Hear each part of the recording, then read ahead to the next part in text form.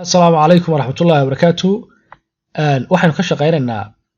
su'aal ku jirta buugga imtixaamaadka fasalka 8aad. Su'aashu waxay ku saabsantahay sawirkan. Had iyo jeer ardaydu sawirrada lagu soo diro maadada sayniska fasalka 8aad way garan waayaan. Iyagoo iska fudud. Markaa su'aashu waxa weeyaan structure questions waa su'aal ka jawaaba. Waxa weeyaan 8.2 hadda doonaysa waxa weeyaan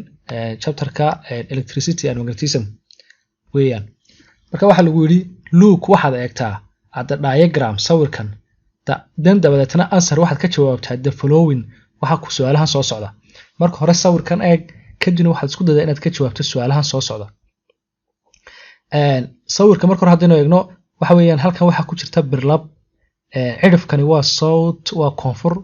waxa loo yaqaanaa bar magnet 1 birlabta waa qurub birlab ah oo birlabta koowaad ah tana waa bar magnet 2 waa birlabta labaad halkan hal birlab baa ku jirta halkan hal birlab baa ku jirta laba birlabood baa ku jira tan cidhifkeedani waa north cidhifkeedan kalena waa south marka su'aasha waxa lagu yiri if the bar magnet 1 hadii birlabta qurubka ah ee koowaad waa taas is brought near la keeno la dhinac keeno to the bar magnet 2 birlabta qurubka ah ee labaad hadii birlabtan la keeno in which direction jihadeeba will the toy car u gaari caruureedku move u dhaqaaqaya intayna su'aasha ka jawaab waxaan sheegayaa birlabtan dhinaceedana waxa weeyaan waa north tan kalena dhinaceeda kale waxa weeyaan waa south waxa hadaba jira xeer birlabtu leedahay oo la yiraahdo waa kan xeerkan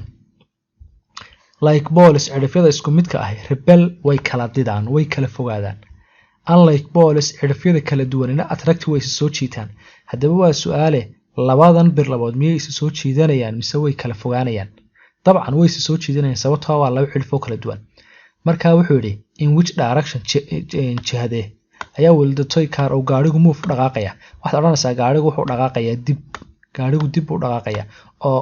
north iyo south bay soo jiidanayaan haddii lagu oran lahaa birlabtan koowaad xagee u dhaqaaqaysaa waxa oran lahayd dhinaca north tan baad oran lahayd laakiin waxa lagu yiri gaarigani xagee buu dhaqaaqaya waxaad oranaysaa dib buu dhaqaaqaya ama waxa oranaysaa jihada koonfureed buu dhaqaaqaya marka jawaabteedii qoraal waa tan answer jawaabtu waxay noqonaysaa in south direction jihada koonfureed buu dhaqaaqaya in south direction jihada koonfureed oo marka gaarigu dib buu dhaqaaqaya soo saas labaynaa garan su'aasha labaad lagu weydiiyay waxa la give reason for your answer jawaabtaada bal cadee gaarigu sababtu dib ugu dhaqaaqayo bal cadee marka waxaad oranaysaa xeerkii birlabta ahaa birlabtu hadii ay cidhifyadeedu kala duwan yihiin way soo jiitaan hadii ay isku mid yihiin way kala didaan marka waxaad oranaysaa maadaama labada cidhif kala duwan yihiin way soo jiidanayaan marka waxaad kaga jawaabaysaa answer jawaabtu waxay noqonaysaa because maxaa yeelay unlike balls cidhifyada kala duwan attract way soo jiitaan because maxaa yeelay unlike balls cidhifyada kala duwan attract way soo jiitaan waxaan filayaa su'aasha inaad fahanteen hadaba bal waxaad isku daydaan halka ay north ku qorantay hadii ay south ku qornaa lahayd south koonfur deetana su'aasha koowaad lagu weydiin lahaa ay noqon lahayd in which direction will the toy car move gaarigu jihadeeba u dhaqaaqaya maadaama labada dhinacba soo dihiin su'aasha labaad waxay noqonaysaa jawaabtaada cadee marka bal taara waa isku soo diidi doontaan halkan waxaan ku xasuusinayaa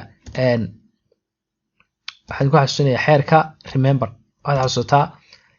the law of magnetism xeerka birlabtu states wuxuu tilmaamayaa like balls cidhifyada isku midka ah rebel way kala didaan